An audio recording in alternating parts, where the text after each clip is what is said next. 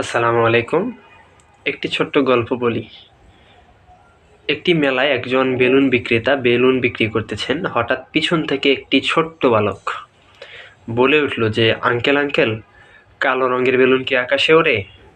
তখন সেই বেলুন বিক্রেতা সেই ছোট্ট বালকটিকে বলল যে, বাবা, বেলুন তার রঙের জন্য আকাশে ওড়ে না, বেলুন তার বাতাসের জন্য আকাশে ওড়ে।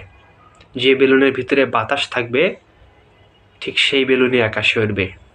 এই ছোট্ট গল্প থেকে আমরা এটা শিক্ষা নিতে পারি যে আমরাও আকাশে উঠতে পারবো, বা আমরা আমাদের স্বপ্নের জগতে রাজত্ব করতে পারবো, আমরা আমাদের লক্ষ্যে পৌঁছাতে পারবো, সফলতার শীর্ষ চূড়ায় পৌঁছাতে পারবো।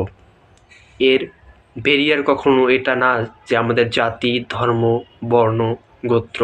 আমরা জাতি, ধর্ম, বর্ণ, গোত্র নির্বিশেষে আমরা সফলতার শীর্ষ চূড়ায় পৌঁছাতে পারবো।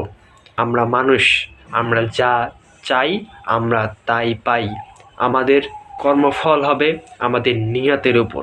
Nothing is impossible, everything is possible, যদি আপনি চান। ধন্যবাদ সবাইকে।